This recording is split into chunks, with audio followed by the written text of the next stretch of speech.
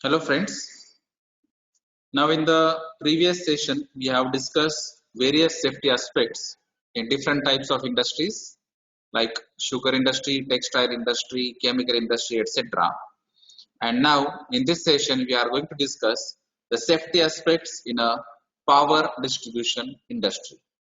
Especially we are focusing only on the permit and lotto systems.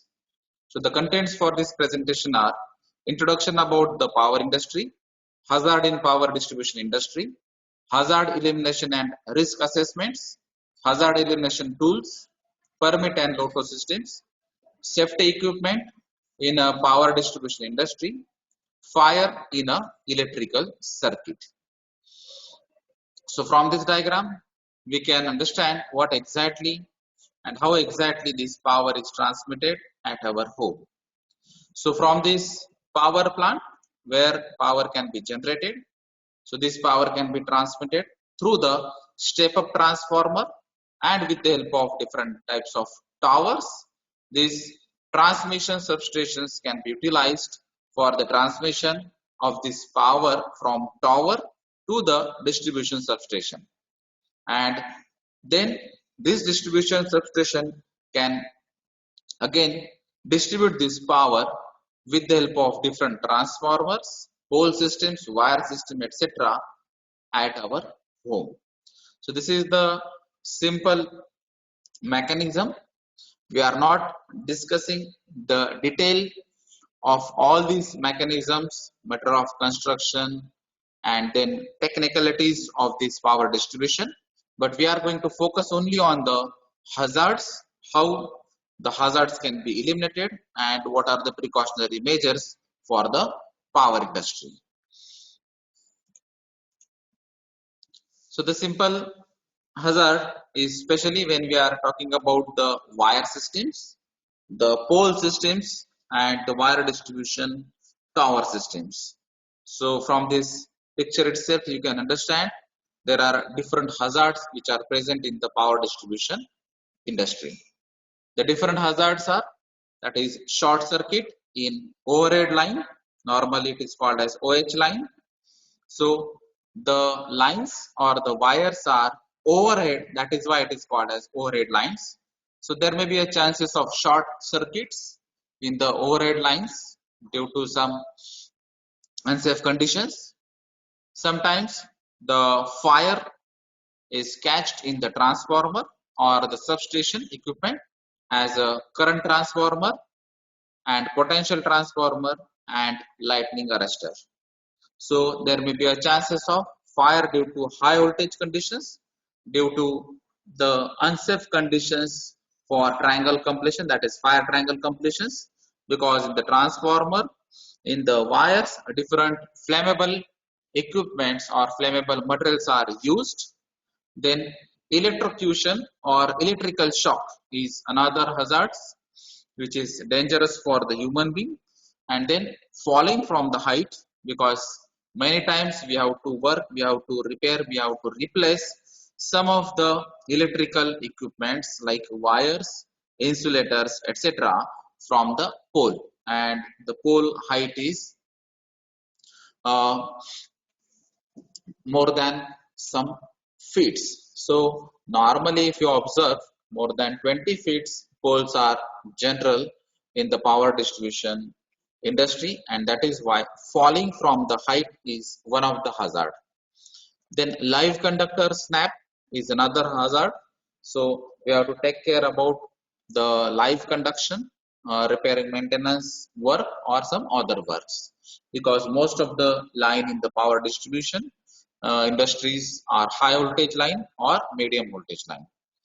Then the final hazard, that is lightning. So that is a natural hazard which can't be controlled by a particular mechanism. So we can use only lightning arrestor for as a precautionary measures, but lightning can't be controlled because in the lightning more than 10,000 voltage can be available or prepared in the lightning mechanisms. So these are the different hazards which are present in the power distribution industry. Now we must study the risk matrix for the HERA, because uh, if you know the hazards, then we can study the HERA, that is hazard identification and risk analysis technique, and with the thorough study of different hazards, their root causes, their adverse effect, and their level of risk, we can study the HERA technique. Now, from the matrix asset, it can be observed that this is the 5 by 5 matrix, and the parameters are severity and, and the probability chances are. So, the severity may be like a first aid, medical treatment, lost time injury, or partial disability. So, due to the electrocution, or due to the falling from height, due to the lightning effect, due to some other hazards which may be present, these are the adverse impact on our body, or even there are chances of property damage. So these are some of the severity cases like first aid, medical treatment, lost time injuries, and partial disabilities. Then probability is remote 1 about 10 years, unlikely 2 once in 10 years, possible 3 once in a year, likely 4 once in a month, and high likely once in a week.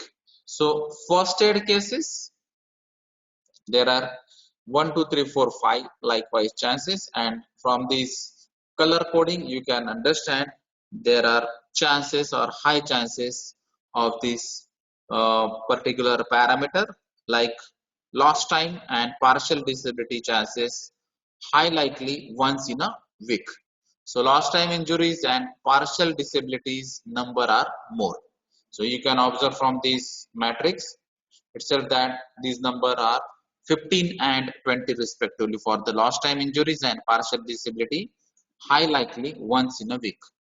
So the number is more, and that is why it is represented as a red color, that is dangerous sign.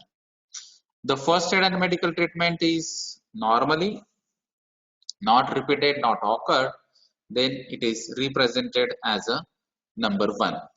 So depending on the severity of risk, depending on the probability, we can identify and put this matrix, that is risk matrix for the HERA.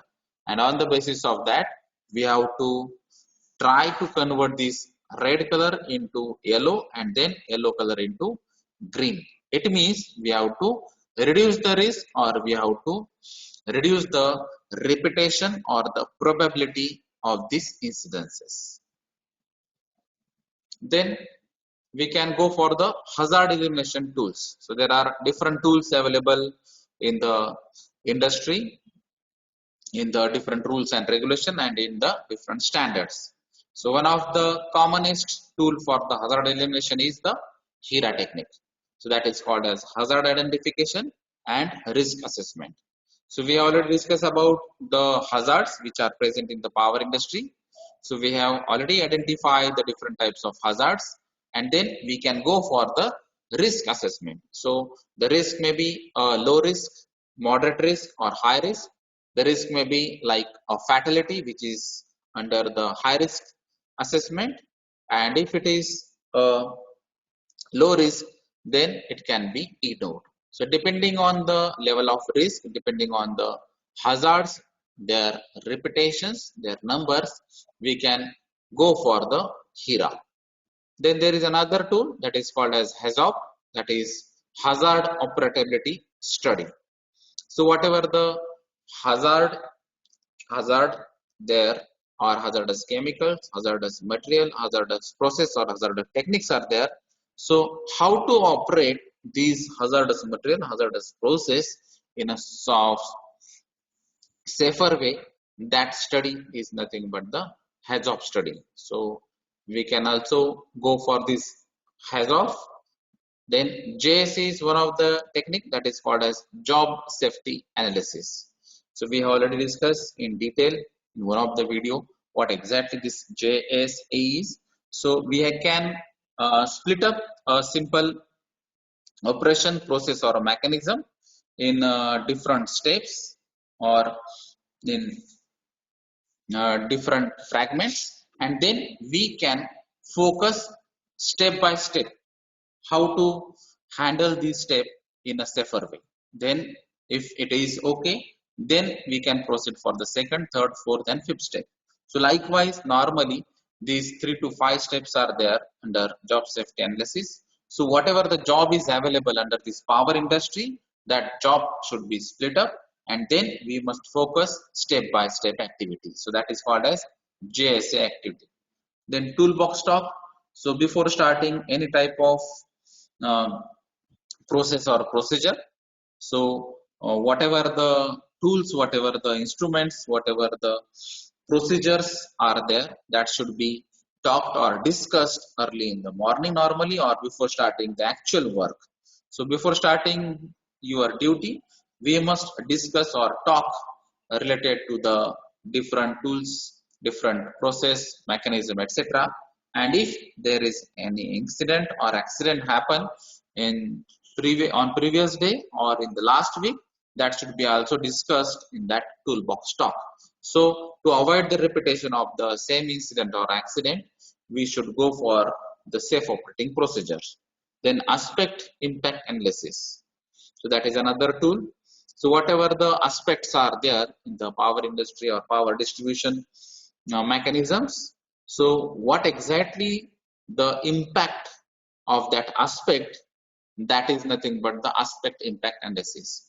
So if there is a step that we have to distribute this power into the substation, then while distributing this power to the substation, what activities should be done, what are the instrument equipment should be used, and while using this equipment instrument, while doing this activity, what are the impacts on the environment, impacts on the manpower, impacts on the nearby area. So that study is called as aspect impact analysis. So that may be related to the tower construction or tower installation, that may be related to the substations or main station, that may be related to the high tension lines installations, that may be related to the pole installations, etc. Then there is another tool that is called as OJT, on job training. So while doing the job, while performing the job, there are particular trainings which are necessary or mandatory or required for that particular job. So if someone is having experience in the substation or in the power station mainly, but he or she wants to do some activity on the tower or on the pole, then he or she needs some training. Likewise, there are different categories or the job profiles are there which needs the particular training on a job itself. So while doing a job, if the training is required to reduce the hazard, then on job training is a one of the tool. Then the final tool is that is safety audit. So safety audit may be a internal safety audit, that may be a external safety audit, that may be audit related to the legal provisions like Electricity Act and Electricity Rule, etc. So depending on the legal requirement or depending on the frequency of audit, the inspection, observations, corrective actions, and preventive actions can be discussed in this safety audit. The previous history or accident, incident, analysis, investigation report, etc., all can be discussed under this safety audit. So from this safety audit, we can learn many things, we can correct many things, we can even correct the appropriate procedures to avoid the incidents or accidents, or we can eliminate the hazard itself. So these are the different hazard elimination tools which are available for the power industry. Now from this hierarchy also you can understand how to eliminate these hazards. So normally the process are the elimination, substitution, engineering control, awareness, admin control and PP. So normally when we are studying this hierarchy, so that is starting from the bottom to top approach. So from this diagram you can understand, first of all we must try to remove the hazard from the source itself. that is called as elimination. Then we can try to replace some items, that is called as substitution. So suppose if uh, one hazardous process can be replaced by less hazardous process as comparatively previous one, then that is called as relatively hazardous process is replaced instead of highly hazardous process. Likewise, that may be a material replacement, that may be a simple step replacement or some other things. But that technique is called as substitution. So we are trying to eliminate that hazard by substitution. Then third one is engineering control. So engineering control may be some sophistication in the process, that may be a technological change in the process, that may be a latest technology can be used, or even we can replace the manpower by some robotics, etc. So these are the different examples of the engineering control where the damage to the people, damage to the property can be eliminated. So indirectly we are reducing or trying to eliminate the hazard. That awareness is one of the option, that is make workers aware of the risk, what exactly the risk is, what are the levels of that risk, what are the hazard, different types of hazards, and then how to eliminate that hazards or the risk. Then admin control is another tool, that is change the way worker perform. So sometimes it happens that the conventional process or the conventional procedure are adopted by all the workers, but the third party or in some safety audit or some electrical inspector can identify that these things should be changed or replaced by some other things. So that may be a admin control. So manager level or DGM, GM level or the controller level, people can suggest new things which can eliminate the hazard. That is called as admin control. And if all these steps are not feasible, then we can go for the PPE, that is personal protective equipments. So to reduce the effects of the hazards, we can use these personal protective equipments. Suppose electrocution or the shock or some falling from hazard, etc.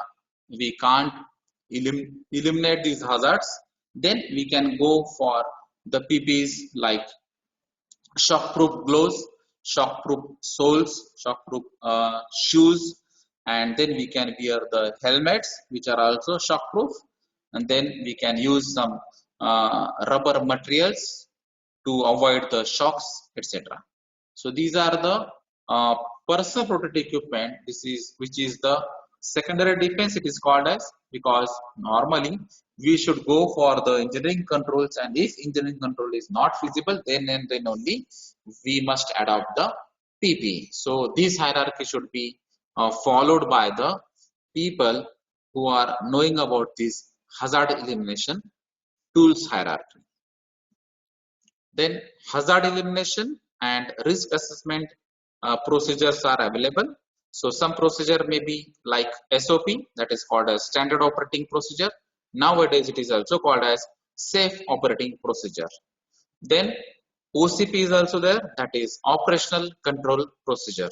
So some of the operations must have specific steps, their sequence should be maintained, and all these steps or the procedure should be followed in that particular operation only. So that is called as operational control procedure. Then some trainings like induction training, some training like a specific training, some training may be a confined space training, some training may be a high voltage line training, medium voltage line training, etc. Some training may indicate or focus on the how to use personal or appropriate personal protective equipment for a particular job or operation.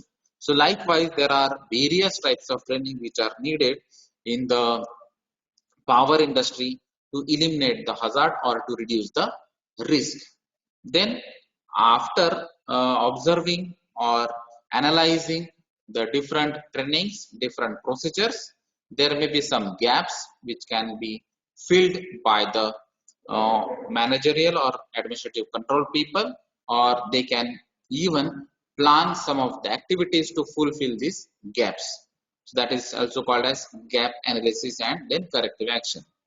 Then some audits are needed from the safety point of view, because some internal audits are needed. Normally, at least two internal audits are needed for the safety purpose, for the different operations, for different mechanisms, for different PPs, etc.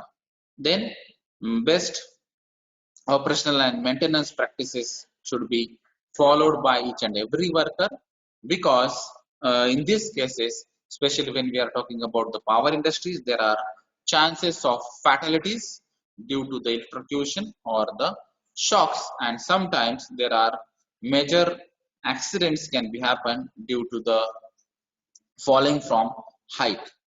Then followed the permit lotto system, that is one of the technique for reducing the risk or to eliminate the hazard. So lotto means lockout and tagout system. So we will discuss in detail in the next slides. Using a proper and insulated tools and tackles. So nowadays these electric shockproof personal protective equipments are available. Even anti-static tools are also available for the different purposes, and so sophisticated tools and tackles can be utilized to reduce the risk and to eliminate the hazard. So these are the different procedures which are normally adopted by the power industry. Then some safety equipments can be used to reduce the risk and to reduce the hazard, like live line detector, then high resistance earth discharge rod, then telescopic earth discharge, then short link, then series lamp, rubber mat, then barrigation tap and barrigation cone, and ladder with clamps. So these are the different equipments which is specially used for the power industry. So from using this equipment also we can reduce the risk or reduce the hazard. Then using adequate PPs, so insulated hand gloves. Now this insulation is the electrical insulation and not the thermal insulation. Then safety shoes. Now here the focus is electrically insulated sole should be used or anti-static sole should be used. Then safety helmet, that is also for electrical insulation. Then full mask helmet, arc suit, because sometimes the arc may be created in the especially in the control panel where high voltage area is there or circuit breaker is not uh, utilized properly, then there is a chances of arc. So arc suit should be used. Then safety belt for the height work. Normally on the pole or the tower, we must use the safety harness system nowadays instead of safety belt. So sophisticated safety harness systems can be utilized. Now, this is one of the concept we have already discussed in detail in one of the session, but now this lotto is specially for the power industry. So we know that lotto means lockout and tagout systems. So whatever the energy, now in this case, when we are talking about the power industry, electrical energy is the major concern. So we have to isolate this electrical energy. For that systems, we have to cut off that supply, then lock out that knob or switch on, switch off supply, and then uh, attach one tag where it is clearly mentioned that this tag is specially for that purpose, who is responsible purpose, what is the date, and what is the time required to switch on that slab. So without permission, this switch can't be on. So that is nothing but a lotto system for the power industry. So we can observe the different lottos in the power distribution. Like before starting any job in uh, any feeder line or transformer line, breaker or AB switch should be must be locked and information tagging should be done. So whatever the time is required, who is given permission, what is the date, and what exactly the work is going on, whatever may be the information, all these information should be displayed on the tag, and that tag is attached to the lock systems. So before starting any job on the feeder line, transformer line, or the breaker or AB switch. So Lotus system is required. Then for the double permit, if two or more persons are working on same feeder, so that the individual locks should be done in a Loto. So if that is the case, if two persons are working on the same feeder, then it should not be the case that if after completion of the first person's work, he can go for the switching on that feeder line, but that should be avoided, and that is why individual lock system should be adopted through the Loto. And then we must also paste that tag where it is to be clearly mentioned that the person, those who are working as same as the name of contractor, work details, mobile number. So after taking clearance with the person, Loto will be removed. So these are the examples from these tags only. You can understand these are the general color coding, normally that white and red combination for the danger, and then in the black it is clearly mentioned that do not operate, and this energy source is isolated. So details on the back of this tag, your company name, details, responsible person, date, time, etc. should be mentioned. So all these things are mentioned, and the main concern is danger message and do not operate. Then if you are going for the Loto systems, then there must be a permit systems. So work permits is also available in the power distribution industry. Normally when we are talking about these electrical power distribution systems, there are four types of permits, like permit to work for the electrical isolation, then work at height for working on a pole, hot work for heat sink of termination, then RO, that is road opening permit for the underground power distributions. So normally in the power industry, these four permits are required. Then this is the sample of electrical permit format, that is Maharashtra State Electricity Distribution Corporation Limited, Nasik Circle. So these are the contents, like permit to work on the electrical equipment or line. So issued to whom to issue, I hereby declare that the following electrical equipment line is dead and isolated from all the live conductors. Caution notice have been affixed to all the controlling switches.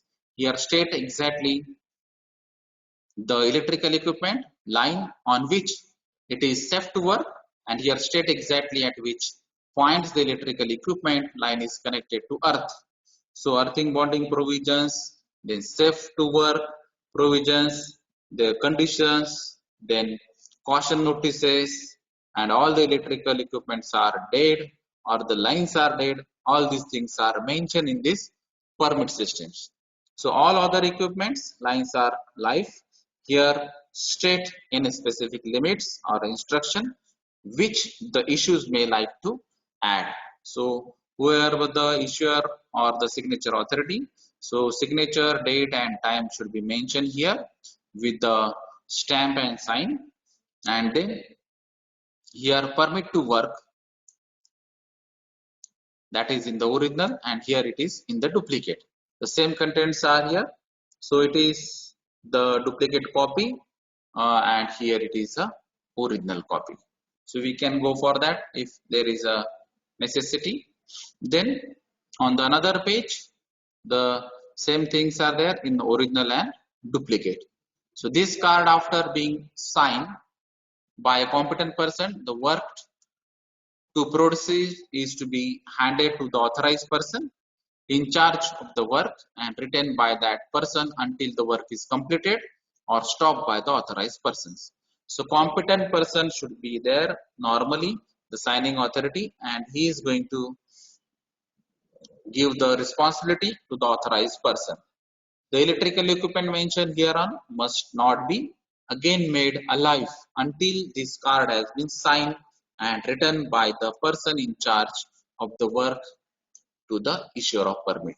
So here it is clearly mentioned, unless and until your work is complete, you should not go for the lifeline.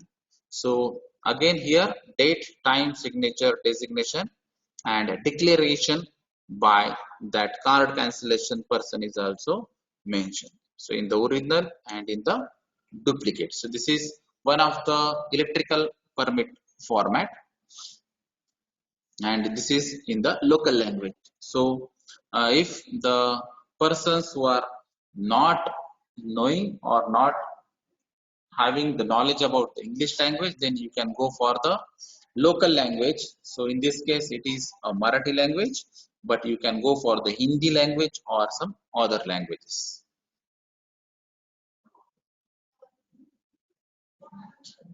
Then there are chances of fire. We have already mentioned that fire is one of the hazard in the power industry. So what are the fire safety measures? So majority of electrical fires are as a result of short circuit due to old wiring, then due to the damage or poor quality of equipment, and due to the faulty outlets. So in terms of which the fire extinguisher to use for an electrical fire, you will need to use one which is non-conductive. So we have to use a fire extinguisher which is suitable for these electrical fires. So normally when we are talking about the electrical fire, so powder, that is dry chemical powder or carbon dioxide, is the suitable fire extinguisher rather than the water or some other types of fire extinguisher system. So this is the diagram or the chart which clearly shows you which type of fire is there and which type of fire extinguisher should be adopted. So if you observe this electrical equipment, so for water there is cross, then foam there is a cross because it also contains water, and here dry powder it is sticked and carbon dioxide it is sticked. So it means for the electrical equipment, electrical fire, etc., we can go for the dry powder or the carbon dioxide only. These are some of the signs or boards which can be used to take the attention of the regular worker and helper that this is the danger area, this is the high voltage electrical shock hazard area, or this is the high voltage authorized area, and authorized persons are only permissible for this area. So these are the different signs for the electrical safety. Thank you.